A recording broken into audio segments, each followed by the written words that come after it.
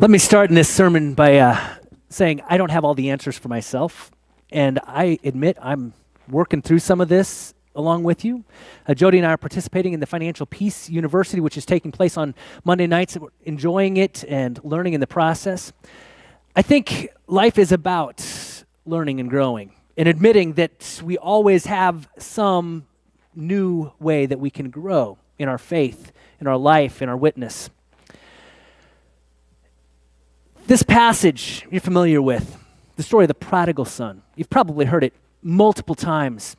And you probably have one way that's ingrained in your mind that you heard as a youth, or you heard at some point in your life, and you've been shaped by that, and that's the image that you have in your mind of prodigal. Well, let me just start by saying, hopefully I can toss that just a little bit, toss it on its side for you. Because Jesus is telling this story of the prodigal, and he's talking about the habits that this prodigal son had created. You know, he received his wealth, he received that which was, his portion of the inheritance, and then he went and he squandered it, right? He threw it away, and so often this concept of the question is, what is a prodigal? Have you ever thought about that? Does anybody know what a prodigal really is? What's a prodigal? You're afraid to answer. I knew it. Prodigy gone bad? Oh, okay.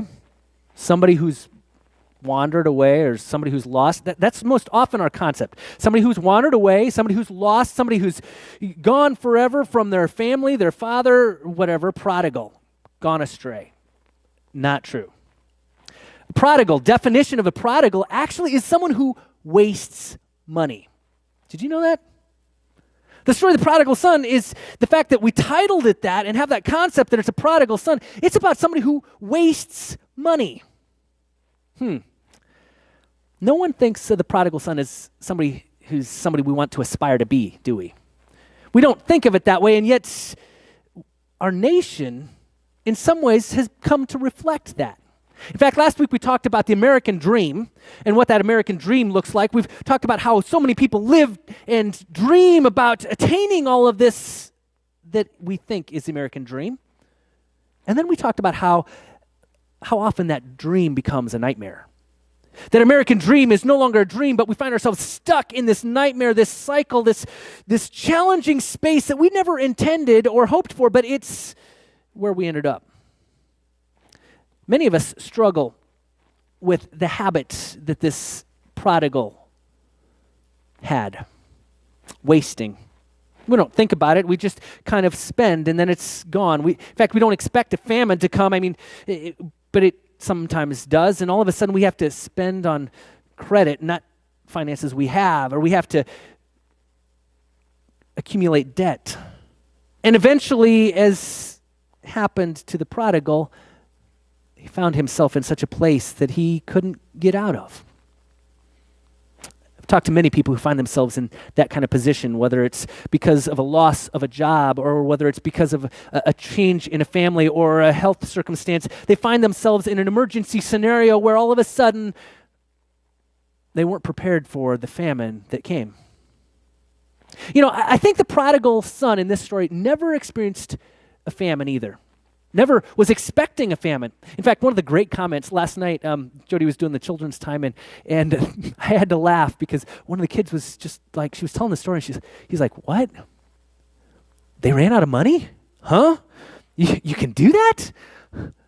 I think some of our kids, our culture has kind of taught our community that you can't run out of money. They just grow up with the belief that there's always going to be something there. I'm going to ask for it, and it's just going to be there waiting for me. Whether we intend that or not, that's often what our children are growing up thinking or feeling or believing. I don't think the prodigal thought he was going to run out either. I think that was his life. I think he grew up in a situation that was very much like America. There was always abundance. There was always plenty, and Dad was always there to take care of him or fix things for him, and then he goes off on his own and spends it all, and there's a famine, and oh my goodness, now what?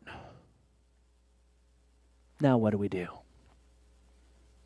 Our American culture has become like the prodigal. Not only that, but it's created many prodigals. And in fact, last week we talked about how we've become a nation of debt, not only indebtedness per individual, but as a nation. What does it look like for us to be a nation of prodigals?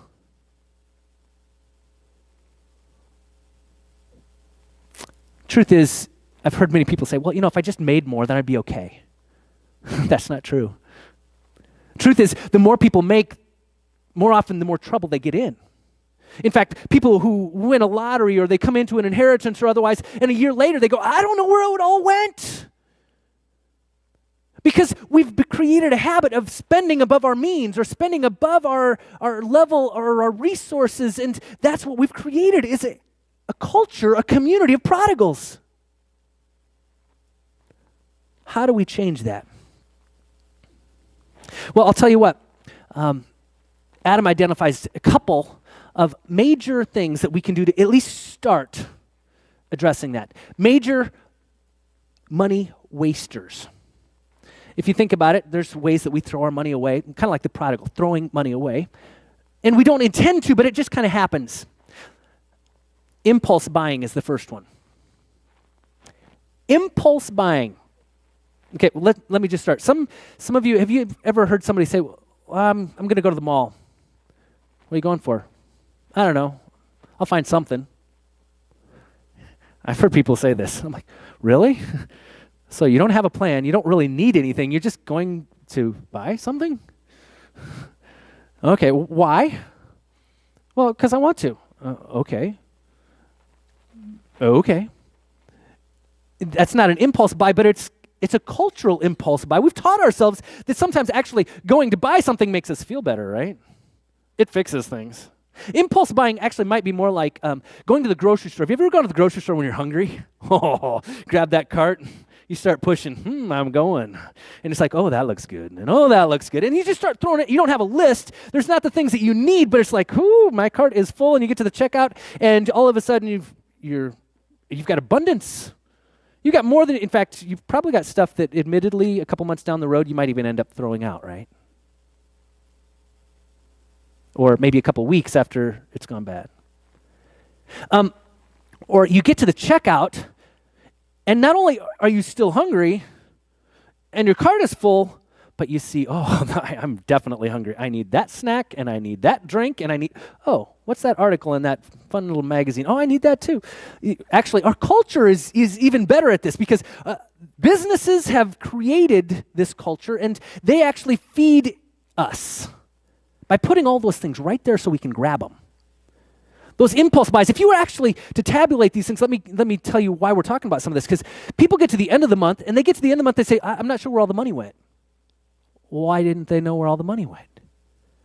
Because those last-minute little things, they didn't actually even put it in their budget. They didn't track where it went. They just spent it because it was impulse, and it was right there, and hey, there's plenty, and there's going to be more, and I'm never going to run out. We've got this culture that just assumes that there's always going to be enough. Because we don't expect the famine, do we? When you go to a store, don't go and don't just wander. Go with a list of things you need. Stick to your list. Don't think you got to keep adding things to your list. And then get out of the store as fast as you possibly can. If you have an absolute impulse, by the way, I've had this. I walk in the store and I walk by something that I've thought, I've really needed that. That's something I needed that. I've been wanting to use it. In fact, I could have used that last week if I just had that. Here's a trick. If you really feel a need for something, put it back on the shelf, walk away for 24 hours, and ask yourself 24 hours later, do I still need that? Or has the culture just trained me so much that was an impulse? And most often, when I've done that, the day later, I'm like, I think I can get by without that today. And then I wait another 24 hours, like, I can still get by without that today. And then a week's gone by, and it's like, I didn't need that. I don't need it this week. Look, I just saved myself whatever that was. It wasn't a need. How often do we just buy because it's there and because we're so used to just thinking, I can have it, I want it, I need it, I'll pay for it now. And now we can go back to last week when I talked about the credit card stuff. Even if we don't have the money today or tomorrow or even at the next month's paycheck, we put it on the credit card because we think that we need it and we'll pay it off over time. And yet that creates what, $17,000 credit card debt per person on average in America right now? Another thought, what about the gas station? You guys good at the gas station? You just pay at the pump and go? Credit card, debit card, get in, get out, gone? Or do you walk in the store and, these used to be gas stations that were just primarily for gas. Now I think the primary way that they make money is all of the pop and the candy bars and the goodies and the snacks. And what, you got to go in just to have them. Interesting thing. Here's an interesting thing. I've got an electric car now, and I find I not only save money on my gas and not having to put oil and change all that stuff, that saves some money.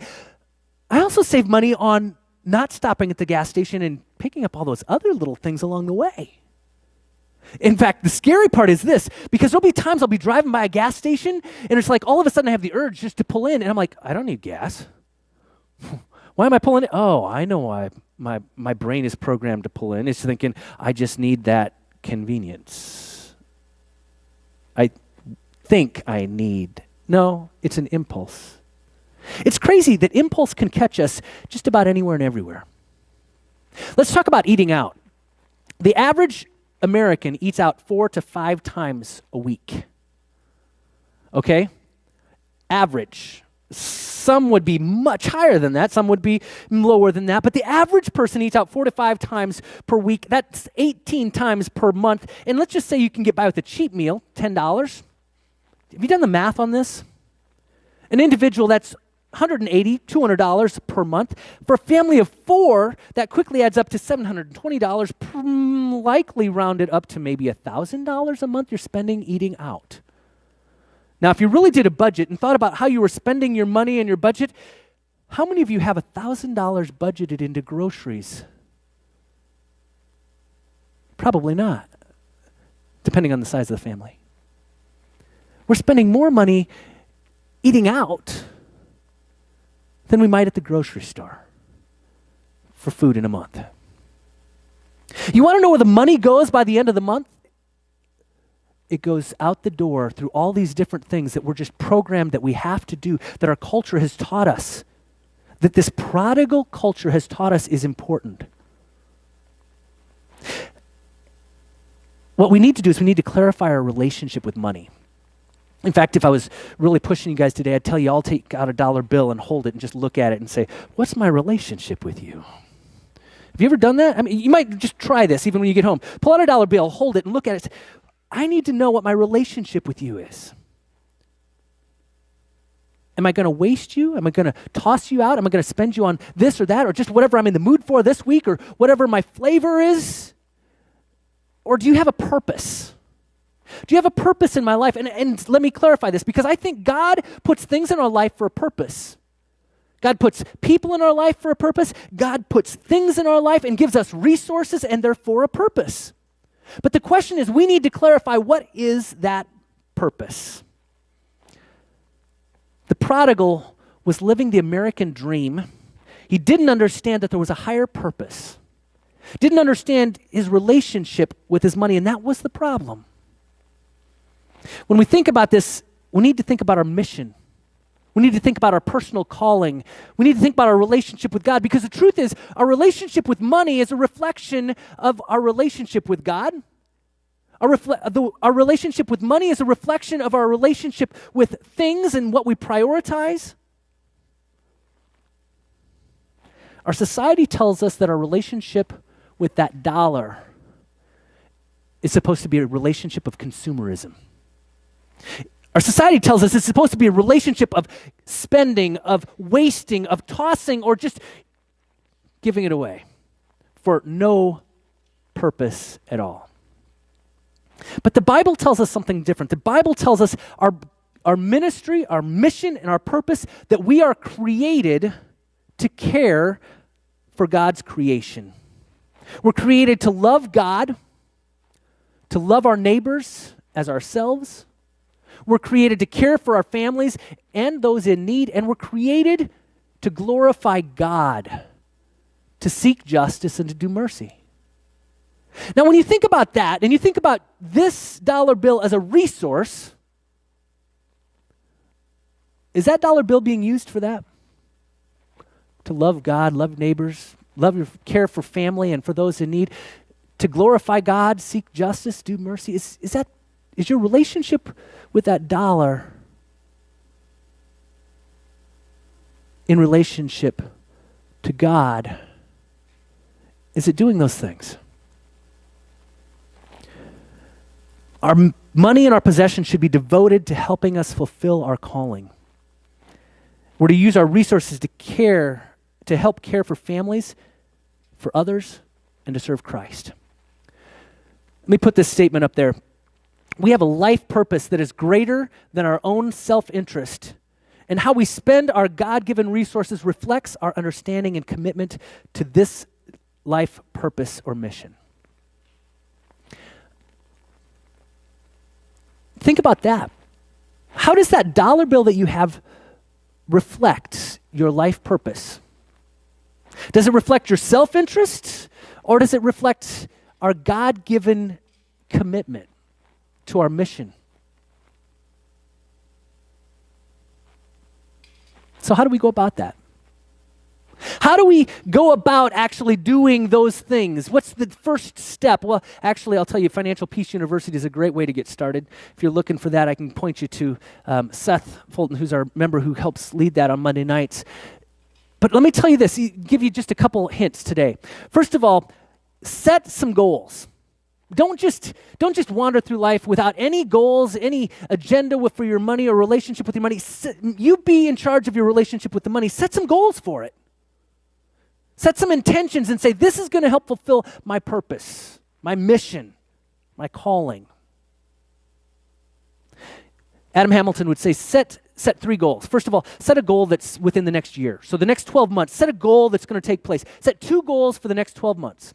And then take another time frame from 2 to 5 years and say, I know this is a little further out. I'm going to have to be creative, maybe do some saving and planning for that. But 2 to 5 years out, I'm going to set a goal for something that's going to fit in that category. And then also, from 5 years to retirement, God's going to bless my life with resources. What am I going to do with those resources? And how am I going to use them over the course of from 5 years to retirement to reflect the glory of God? Now, let me just give you a couple ideas, because he also says, then don't just set those as personal goals or self-interest goals. Do both. Say, there's some things that I need for family, some things I need to prioritize for self. Those are important, and God does want you to be blessed. But also set some goals that are based on your faith. Set some goals based upon what you believe God has called you to do in mission and ministry to the world. Let me just give you a couple ideas. If one of your goals might be to deepen your faith, okay, how am I going to deepen my faith? How am I going to use the resources that God gave me to deepen my faith? Okay?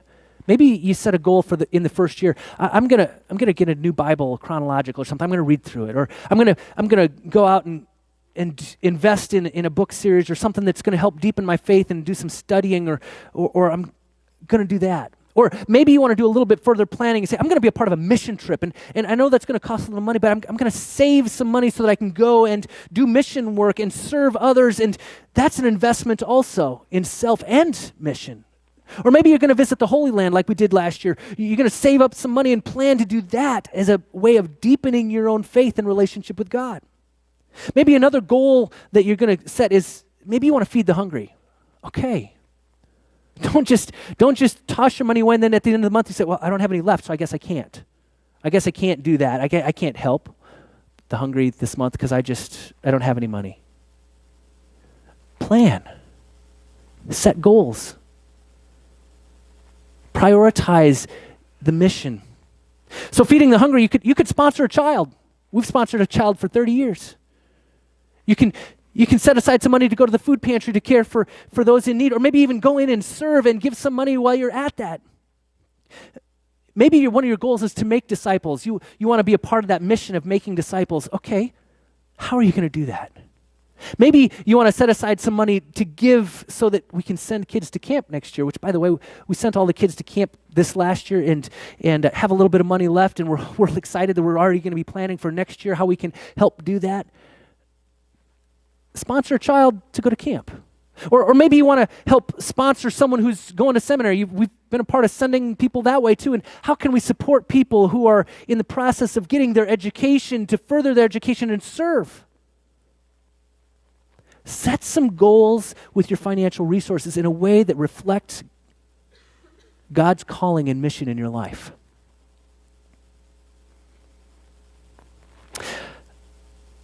Okay, so the discipline of managing your money. How do we do that?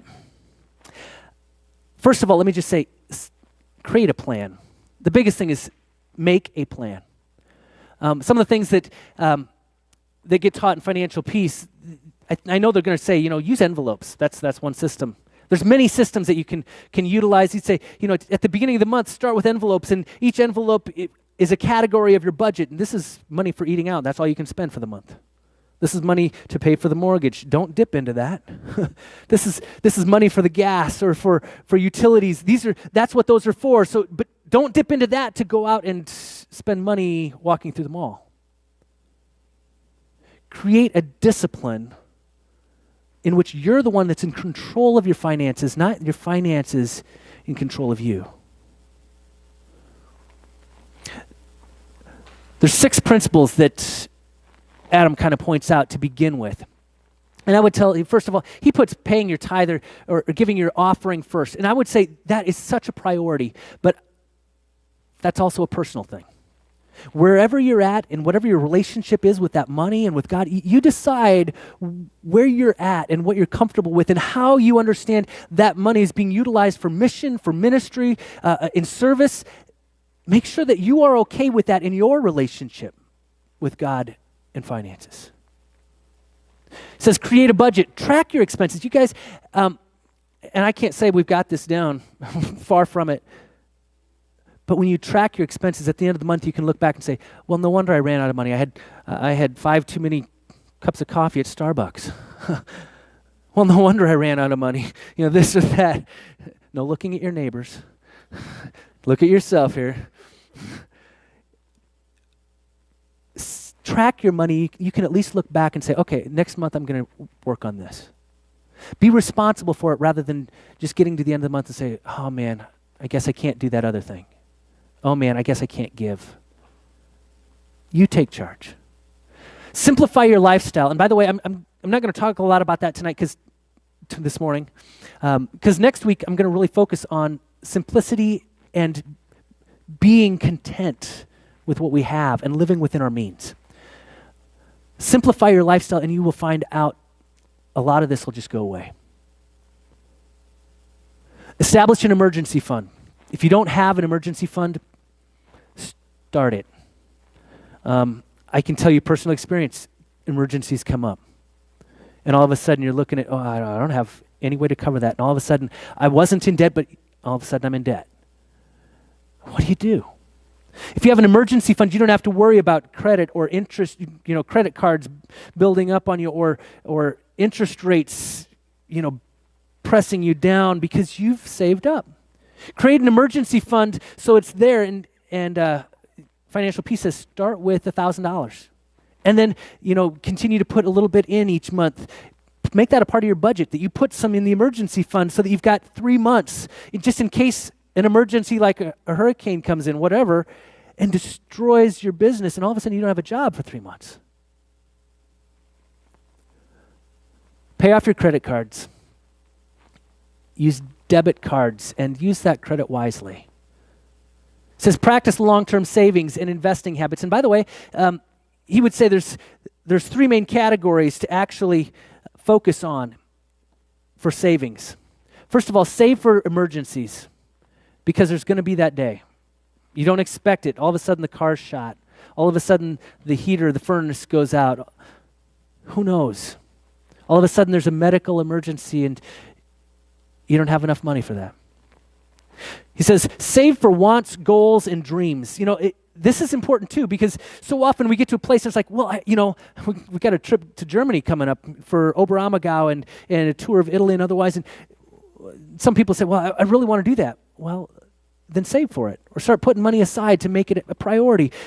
Don't just think that you're going to get there and hopefully something will show up. Plan for those dreams or those goals or those wants. And then he says, plan for retirement. Don't just get there and wait and assume that things will just take care of themselves.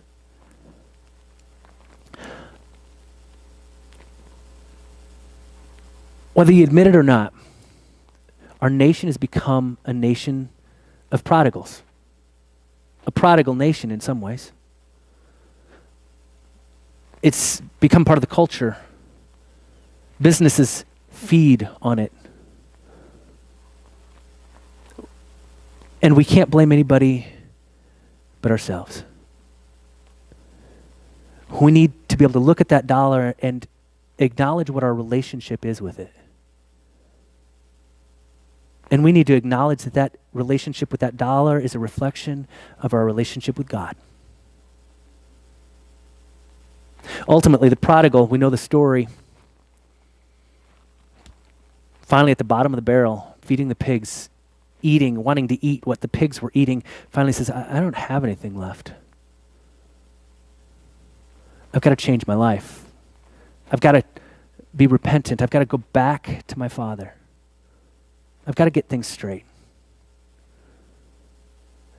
And for so many of us, we get to a point and we realize, whether it's with our finances or our spiritual life, we've got to make a change. And we've got to make a change that is intentional about reflecting our relationship with God. So wherever you're at today, whatever you're struggling with in that relationship category, I want you to think about visualizing it and making a decision what your relationship is and how you're going to prioritize it today and tomorrow and the next day so that it reflects the glory of God in your life. I'm going to pray a prayer, and I invite you to pray with me and lay before God anything that's been on your heart this morning as we've talked. Holy God, you do know everything about us. You know even those things we don't know. We don't know where every dime goes, but somehow you know what we did with that. You know what we did with it last year and every other year. God, you don't forbid us from having joy in our possessions. In fact, you delight in our having joy, but what you know is that simply acquiring more stuff isn't where we find joy. Lord, forgive us for being wasteful. Forgive us for being the prodigal. Forgive us for leveraging our future in order to have pleasure in the present. And help us to be good managers of the talents that you've given us. Help us to be generous and willing to share. Help us to be kingdom-minded and focused on accomplishing your purposes with our lives. We pray this in Jesus' name. Amen.